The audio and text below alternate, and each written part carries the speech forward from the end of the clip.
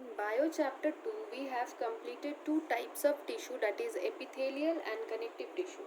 Now the third type of tissue is muscular tissue. Muscular tissue constitutes the flesh of the body. Our body is made up of three things now: bone, flesh and blood. Bone, flesh and blood. So muscular tissue constitute this portion. Fleshy part of the body is made up of muscular tissue. It is contractile tissue and they helps in the movement of body. Muscular tissue the main function of the muscular tissue is for movement of the body. We can move our hand, we can move our feet. Why? Because of muscular tissue.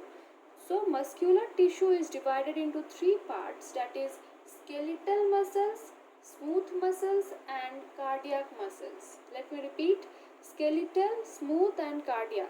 Giving one example of each. Skeletal is in leg, smooth is in stomach and cardiac is in heart. Okay, cardiac is in heart. Fine. So let us start with the skeletal muscle. Skeletal muscle, they are made up of multinucleated, unbranched and striped muscle fibers.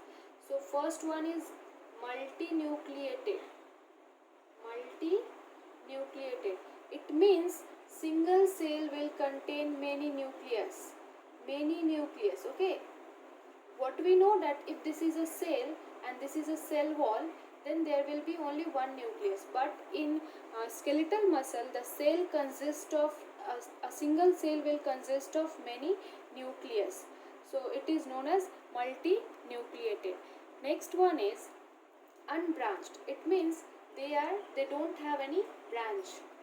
Look at the figure given in your book. It will be clearly visible. It is clearly visible that the skeletal muscle is unbranched. They don't have any branch.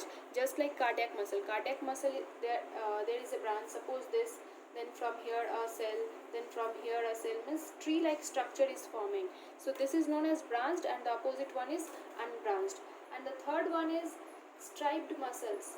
It means that the muscle contains a dark band and a light band. If this is a muscle, it is a dark band, then this white portion is a light band, then this is a dark band, then this is a light band. So in this way a striped is formed, and so they are known as striped muscles. So come to next point. They are also called voluntary muscles. Most important point, VVI. Okay, voluntary muscles. It means that they are under our control. If we want to move the muscles of our leg, we can move it. If you want to move the muscles of your hand, you can easily move it. Okay, so they are totally under our control, so they are known as voluntary muscles. Now come to third point. The muscle join the bones and help in the movement. So this skeletal muscles joins the bone. Okay, this skeletal muscles only. Come to next point. They are located in the limbs, face, neck, tongue and diaphragm. So where they are present? Limbs, neck, face, diaphragm. Do you know what is diaphragm? Diaphragm. What is diaphragm? Diaphragm is a muscular seat located just below the lungs. If this is a lung,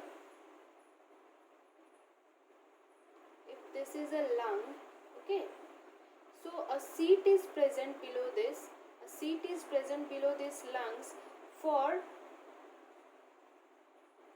when the diaphragm comes down, the lungs swell up and the air enters it.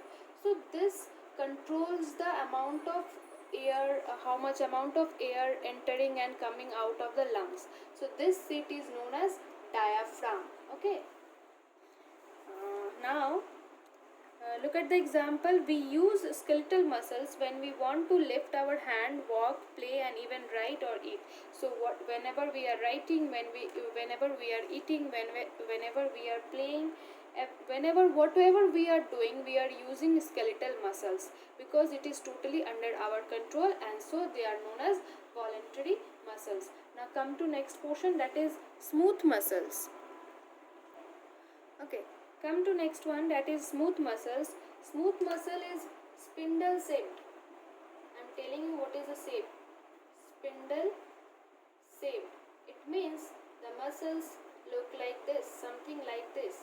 Means narrow at the end and wider at the middle. Okay, this shape is known as spindle shaped. Second is it is uninucleated. Uninucleated means multi was that a single cell will contain many nucleus. So uninucleated will contain only one nucleus. Only one nucleus. Write it in your book, okay? The meaning of these terms.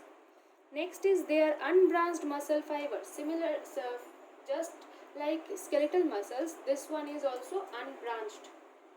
They don't have any branch. Fine. Next point is these muscles do not work under our control. These muscles are involuntary muscles because they cannot be controlled by us. So involuntary muscles. Involuntary muscles. And the third point is that smooth muscles are present in the visceral organs such as stomach, intestine, urinary bladder, uterus and blood vessels. Obviously, you cannot control the movement of muscles of your stomach. So they are involuntary muscles, or you can say that they are smooth muscles. So where they are found? In stomach, urinary bladder. What is urinary bladder? You will learn in excretion chapter. Just now I am telling it that urinary bladder is that bag that contains urine. Contains urine or stores urine. Okay. They are found in intestine, they are found in uterus and they are found in blood vessels. Just go through these organs. Next is example. The peristaltic movement in the digestive tract. What is peristaltic movement? Okay, let me explain you. Okay, look at this peristaltic movement. Whenever you eat food, this portion is known as esophagus. Esophagus, or you can say that food pipe. Food pipe. Whenever you eat food, okay, this portion swells up. Okay, the muscles of this portion will push the food downward, and this food will come to this place and it will swell up and this will become normal. Okay, so the movement of the food from through esophagus is known as peristaltic movement. Simply, the movement of food through esophagus is known as peristaltic movement. Third one is cardiac muscles, and they are only found in heart and nowhere else. The muscles of the heart is known as cardiac muscle. Simply, so cardiac muscle, what are the properties? They are striated like this muscle is a mixture of both the skeletal and smooth. Skeletal and smooth. It means they are striated like skeletal muscles, and they are involuntary like smooth muscles. Now what is striated? I told you that dark and light band. This is dark band, this is light band. This is dark, this is light. This is dark, this is light. Okay, so cardiac muscles is striated like skeletal and they are involuntary like smooth muscles. Means they are not under our control. Can you control your heart muscles? No, it's not possible. Okay, so heart muscles or cardiac muscles is involuntary in nature.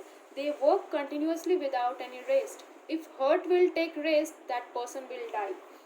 Okay, the contraction and relaxation of cardiac muscles. So main function of the cardiac muscle is to pump blood throughout the body.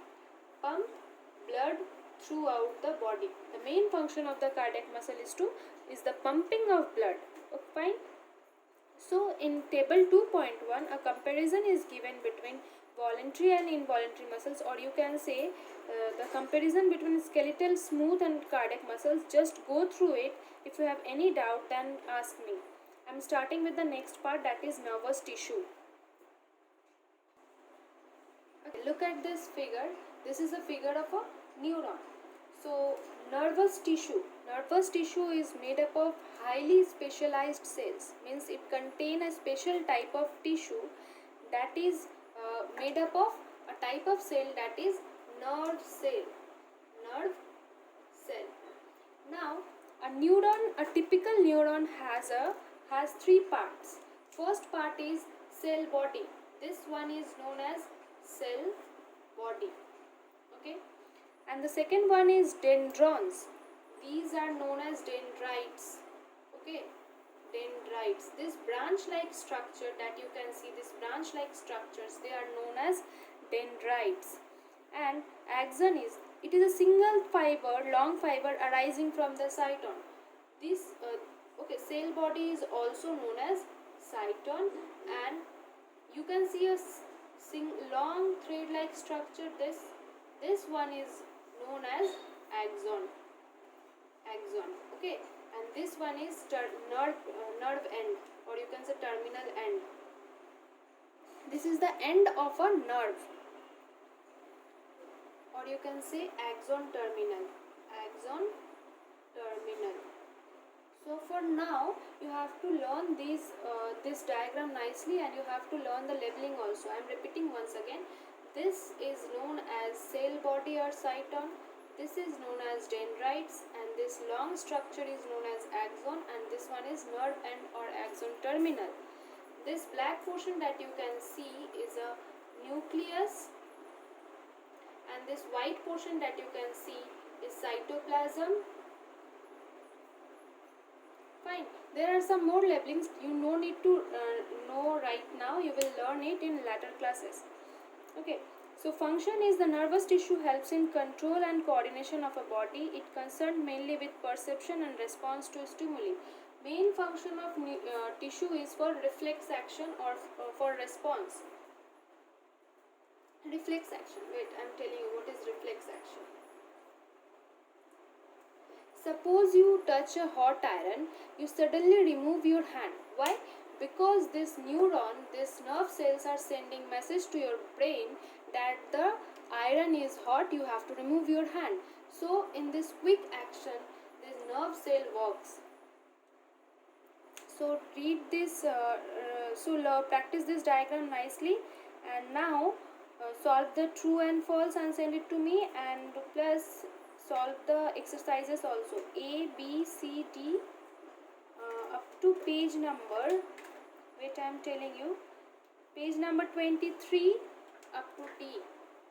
Page 23 up to D.